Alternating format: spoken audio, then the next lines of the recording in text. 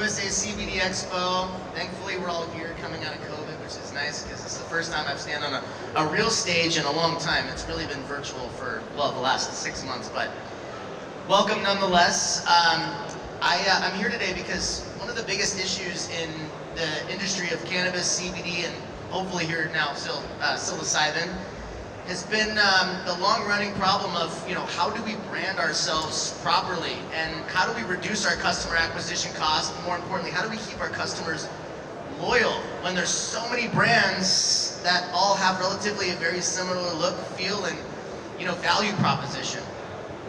So when I began my career in the cannabis space, this was like 2008, 2009. So there were no cannabis-focused, CBD-focused branding and marketing firms when I started. This was like the wild, wild west. So at the time, there weren't really companies building brands with a focus on the consumer so much as just trying to get weed out the door, because at a point, weed sold itself, and it doesn't anymore. And so even though we may be, here in 2021, I believe that, when it comes to CBD and cannabis, we're still very much in the infancy stage. And when you look at the brands today, you'll notice that there's not one single brand in both cannabis or CBD that's in every single medical and recreational state yet. Why is that? Obvious reasons. But what I'm here to talk about today is really what is the process and mentality business owners today should take when looking at how to craft their brand, or does the brand you have today meet the requirements of the consumer focus that you're going after? So when I look at building a brand from scratch, or even with respect to the process of trying to identify, does the brand that I have really make sense, and is it working for the consumer focus that I'm marketing? So the first step that we take, and you should really take when it comes to understanding your business, is something as simple as a creative brief. Who are we? What do we stand for? What are our strengths, weaknesses, opportunities, and threats?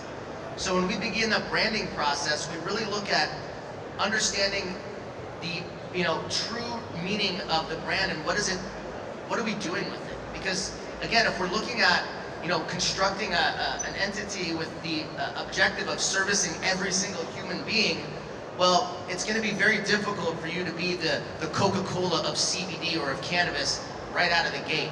It's not how it works, unless you have a lot of money, which most of us, we're all in startup mode, right? So how do we really build a strong community when we're all startups, right? Well, the first thing to focus on is community.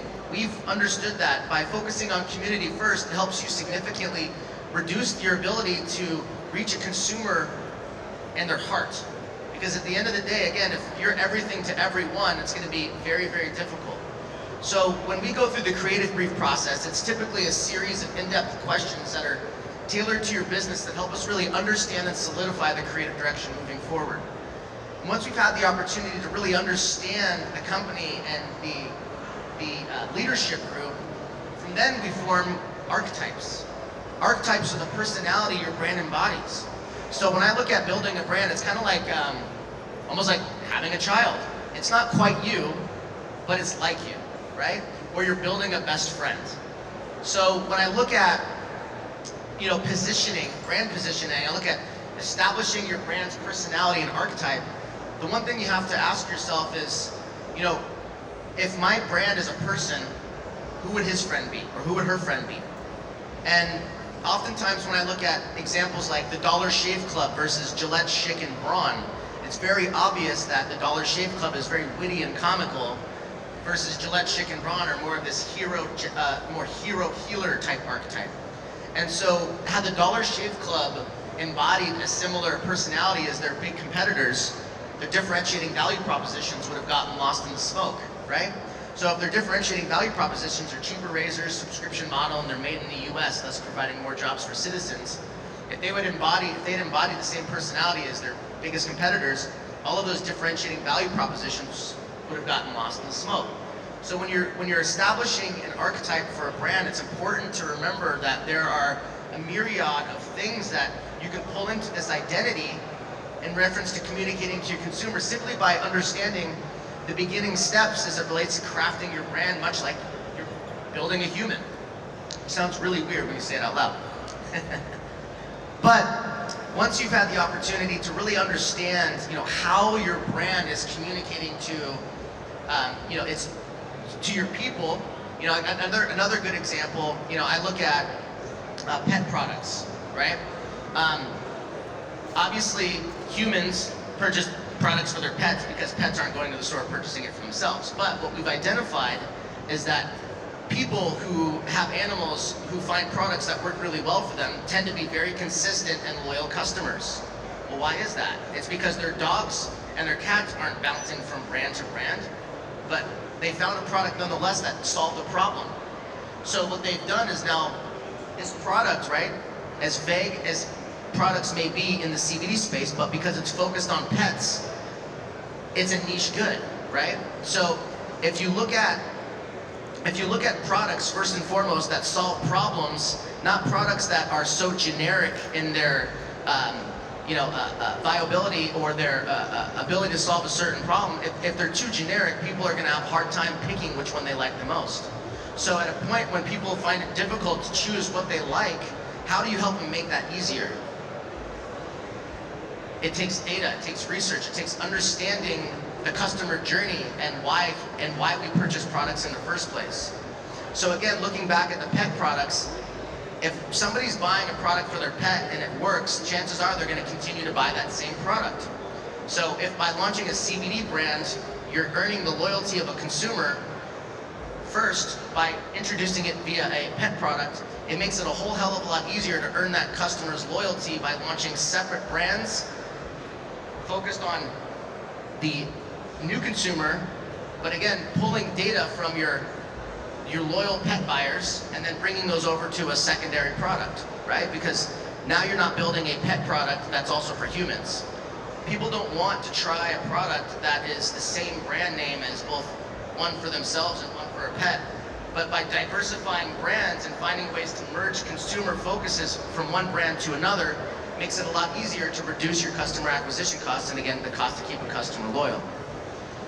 So without going too far into that, one of the biggest steps that people often miss, again, is building and constructing a personality for their brand, because at the end of the day, without that, it makes it really hard to navigate the ideas behind the who and how you market yourself.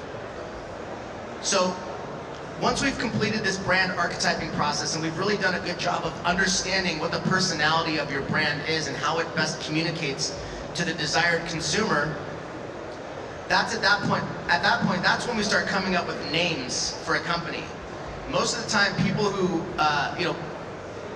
build a brand for that, for the most part, it's kind of a stoner thought. We're just kind of smoking a bowl with some friends, and we have a really cool name. But so many of us in this space, having built brands, at least in the past, we don't realize that in order to sell a company, you have to own the name that you bought. Just because you have an LLC that has a cool name on it doesn't mean you own that name.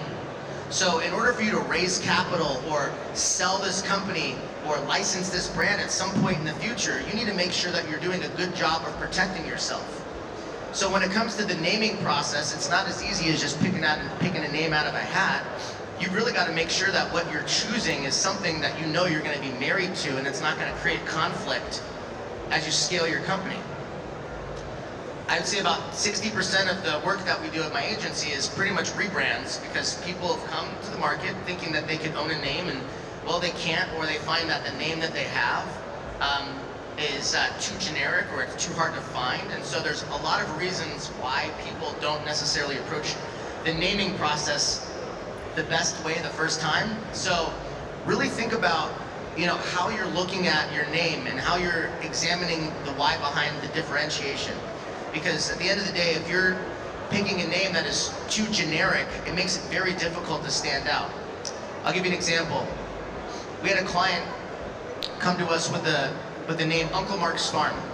And this was many, many years ago. This was back in like 2013.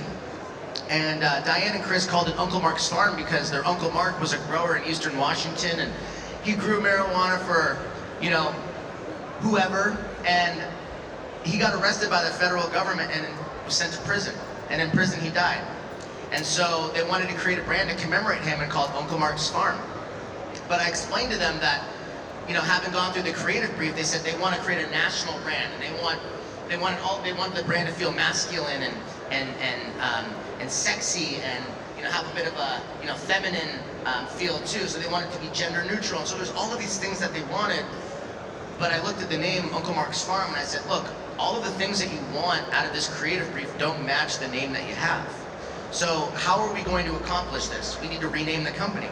But we need to do it in a way that's so meaningful that we don't discredit the why behind the brand. And that was Uncle Mark being a catalyst to help create more awareness behind the fact that there are people still in prison for cannabis crimes. So as we went through our process, the name that we inevitably selected was Rebel Spirit. And the reason why we chose Rebel Spirit is because our Uncle Mark is a rebel and his spirit will live on through the brand, thus commemorating him and still making him part of the story, but not making him the story. It's kind of like the same way people make celebrity brands. It's a little egotistical, although this one wasn't, but still nonetheless, it's easy to see how something could come off in a way that is completely interpreted different by others. We see things differently because, well, we're building it for ourselves, but the real job is to understand how to build a brand for others, because that's our consumer focus. Now, when we looked at the reason why we also wanted to change the name from Uncle Mark's Farm to Rebel Spirit is because there's so many brands that have some sort of person's name in front of the brand and are farms associated with it. So it didn't really make the brand feel gender neutral. And it also made the brand feel super small. And given the fact that there were so many companies with the name Farms or Farm attached to it, it didn't make sense to give them the same opportunity, or is it lack of opportunity, as other companies have given themselves. So for that reason, we chose the name Rebel Spirit. And again, the important part of that is that, Uncle Mark being the catalyst, we're all a rebel in spirit. So we're all purchasing cannabis illegally on a federal level and getting away with it. So we get to live vicariously through Uncle Mark, or Uncle Mark gets to live vicariously through us, I should say. And so that's why we chose that name. Now, again, look deep into the brand and really understand, is this going to be also a name that gives us the most latitude and longitude with respect to expanding on our brand, right? So here's an example. So I built this brand right now, it's called High Score, and it's focused on gaming, right? Well, the average video game player is between 35 and 40, makes roughly $80,000 a year. Typically, he's been playing for an average of 12 years, owns 2 consoles in the household, 57% men and 43% women. The video game industry also makes more money than music and entertainment combined. So when you look at the demographical focus of that, it being also niche, but all of us play video games, so it's kind of like a really large niche you get to tap into. So we made this brand High Score, which we own the trademark of, and then we got our experiences as pause, play, and reset, right? And those are experiences that then span into strain specificity. Because at the end of the day, if you have a difficult time with consistency as it relates to strains, you have to focus on experience. Because if you decide to license your brand into another state, they don't have the same strain set as you. As long as the strain specificity can fit with under those experience categories, you're still consistent to the consumer. But then we went further and we named our joints joysticks, right? But then what we also decided to do was partner with a guy named Lou Gigliotti, who created Need for Speed, Grand Theft Auto, Real Racing, The Sims. He was the employee that built Rockstar Games' gaming engine, and he was the creative director at EA Sports. So what we decided to do was build some cannabis apps and some games. So that's what we're working on, right? And now what we're able to do is take these technologies that people already use, and now we can give people incentive to buy our cannabis, because by buying that weed, they also get, through a QR code, access to in-game currency and NFTs. So there's a lot of new ways you can take existing technology and new marketing capabilities and integrate those into brands. We have another brand called Legato that we're launching, where you can download music from local artists through a QR code, thus supporting local talent, but also turning what is a cannabis company into a marketing platform. Because at a point, nationalization, that's when labels then come in and start paying me to advertise their music through our cannabis. So when you look at cannabis, it's really going to become a commodity at some point, just like cacao is to Hershey's chocolate, right? Hershey's chocolate is that formulation that is developing that brand equity and that IP. That's what's increasing in value. If we're all selling the same shit, we're all worth the same shit. So if we start getting a little bit more crafty about our form factors and formulations and genetics and how we combine those into experiences related to the brand itself, that's where you start to develop a lot more brand equity in relation to the value of your IP. So, before I get off on another tangent, once we've solidified the name, we then start moving into, again, the logo design. And while it's pretty obvious, you know, the intention behind a logo, it's also important to understand that less is more. You don't need to cram everything about your company into one fucking design. It's so annoying. Oh yeah, and if you guys are listening and you have, and I apologize in advance if this is offensive, but there doesn't need to be any more companies with canna in it, or pot leaf logos, or green in everything. I made that mistake when I started my company, so we're all guilty of it. My company was called Online Marijuana Design, you know, not creative for a creative agency, but that was 13, 14 years ago, right? There were no cannabis-focused branding and marketing. We had a pot leaf in our logo, we had green everywhere. But we knew that if we were going to be the company to help stand behind why brands should not be doing this same thing anymore, we had to change ourselves. And so we did that. But that being said, just a word to the wise, it's going to become very, very difficult for you to stand out amongst the crowd when you all look the same. I'm not saying you do. I think we're a little bit past that, but just food for thought. So when looking at how to identify, again, you know, what is going to be the best logo for my brand, you know, I often try to stick with what is the most simplistic and most iconic opportunity we can leverage. Because at the end of the day, we don't want what others see to look like what others have. I was looking at a booth that said like SC on it. I think it was like some hemp company over there. And I noticed the S is the same S that Sherbinsky's uses in their brand identity. And so I'm trying to figure out why this other company is using quite literally the same artwork as another company that's massive in LA. And so that kind of frustrates me because I feel like as we are our own individuals, we are our own personalities, we can be creative and come up with our own shit. We don't need to like copy it from everybody else. And I'm not trying to like throw shade on that, but you know, when it comes to integrity and it comes to, you know, building brand identity and it comes to, you know, brand positioning, we have to take this seriously. Otherwise we're just gonna keep, you know, putting lipstick on pig. So when we look at brand strategy and we start to understand, you know, who is our consumer focus and what is, again, what is going to be the easiest way for us to reduce the amount of money it takes for us to spend to earn a customer. If we're doing everything that everyone else is doing, don't you think it's going to make it 10 times harder to earn that customer's loyalty? Because we're not only competing with the brands that we're stealing work from, but we're also competing with the brands that are selling the exact same product we're developing.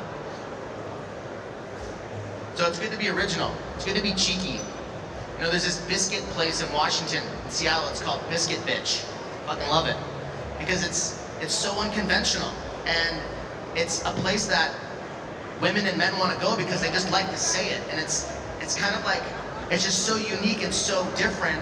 And the logo is honestly like a kid drew it, but it fits. And so there's always a different personality for a different brand, but you just have to really look from within yourself to determine, you know, how can I take something that I'm so in love with or so passionate about and bring that into the brand. So, you know, one of our partners, Nate Robinson and Carlos Boozer, you know, we're launching a sports brand together, CBD. And, you know, they wanted to make it fun and funky, and I was like, look, you guys are basketball players, and you kind of box, Nate, kind of box. But you guys are basketball players, you know? we need to be creating a brand that is focused on the community of which you guys have already spent your entire careers building. That's going to make it so much easier to sell products into than us trying to focus on building a brand that you like and it's something that you would buy, when you guys have an opportunity for us to sell something into a much larger demographic of people that you already have a ton of loyalty from. Because they don't know you for this lifestyle shit, they know you for basketball. So again, looking at your strengths and going, okay, well, what are the opportunities I can, in relation to the people that I know, build a brand with a strategy that focuses on a consumer demographic that you understand really, really well. And if you don't, at least make sure that they're niche enough. So when we're building a brand strategy, we're really thinking about, what is our tone of voice? What are our customer personas? When I was, there's a brand here called Hitoki. I don't know if you guys saw it. They used to be called Elevar. And so we rebranded them to Hitoki.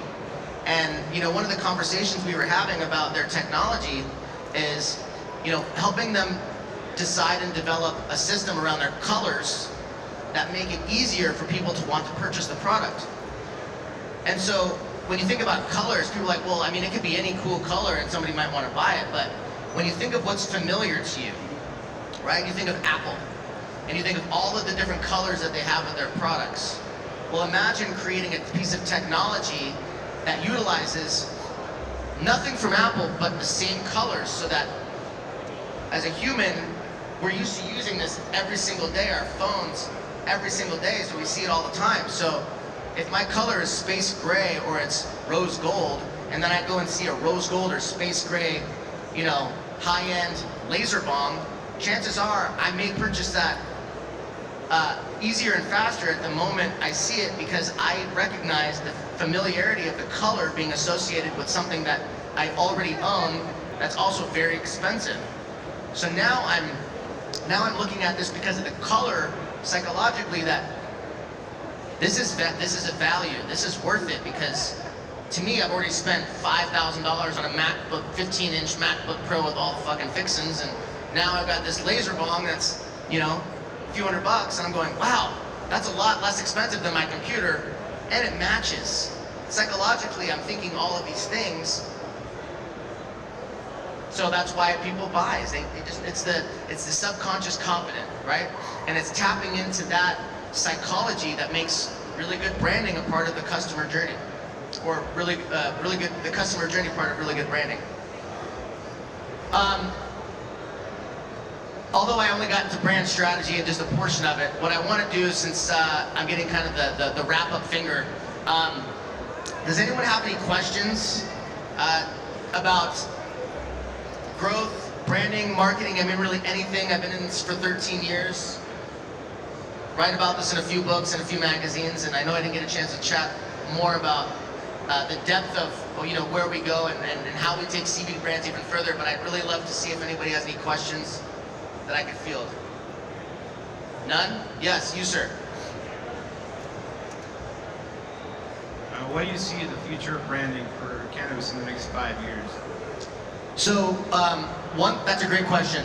Licensing. So, when it comes to building a brand today, I think a lot of companies are also focused on, cultivation, which is important, but when you're cultivating and building brands, your brand's kind of sacrificed because you don't have enough money oftentimes to properly market those.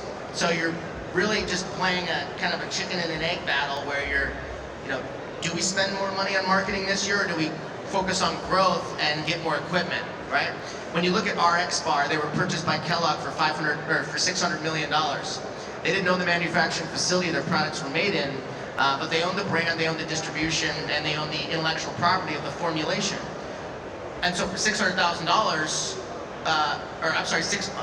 million rather, that brand sold to Kellogg. No manufacturing.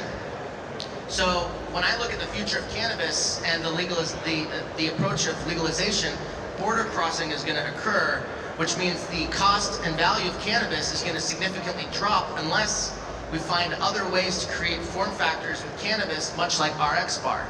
So it's really an IP play, And it's a play of building a product family, and more so doing it in a way where you can actually have the ability to spend the right kind of money on marketing these brands. Because again, these vertically integrated companies are really struggling to create brand growth because they just don't have enough money to spend on branding and marketing. So it's important to, I believe, focus on, and this is just personally my play, but we're focused on building a lot of our own brands and then essentially just licensing these brands through our clients in each medical and recreational state. Because if we can get into more states faster, then vertically integrated companies can set up shop and manufacture and then launch their brands. Well, we're gonna have far more visibility in less than a year than somebody looking to buy a license and build a manufacturing facility in every single state. That's just gonna take too long. And then the other part is,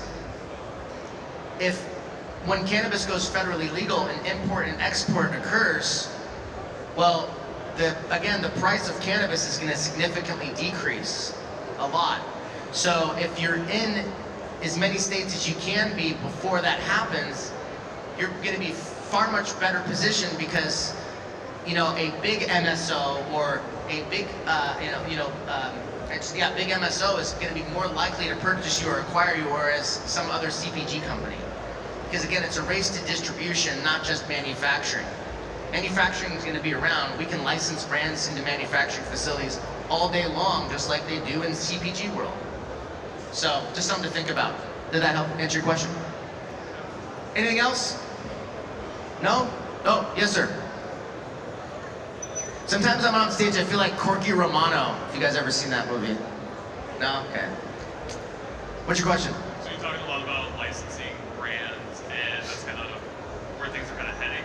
What if you had to give like one point from like startup with the intention in mind of licensing down the road and how to best prepare for that, what would it be? Yeah, it's really just a matter of licensing. It's a matter of protecting your intellectual property. The reason why we go through such a rigorous process is to make sure that the end result of which we're developing isn't something that is exactly the same or nor even close to what anybody else has.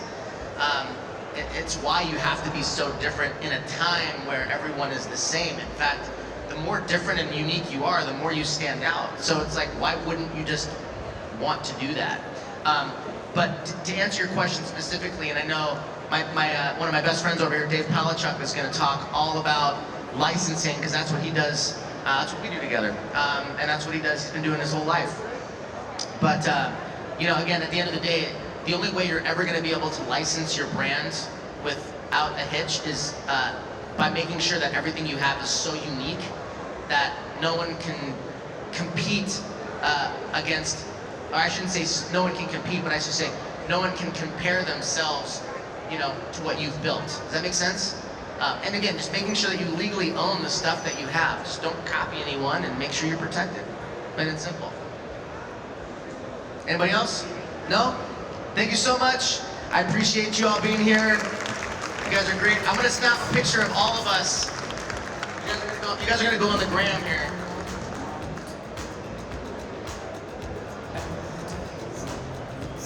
All right, here we go. Say what's up, everyone. Woo! Thank you so much for being here. Love you all. Have a wonderful day. Ladies and gentlemen, give it up for Mr. Jared Mirsky. And I can hear you all day, man. Definitely.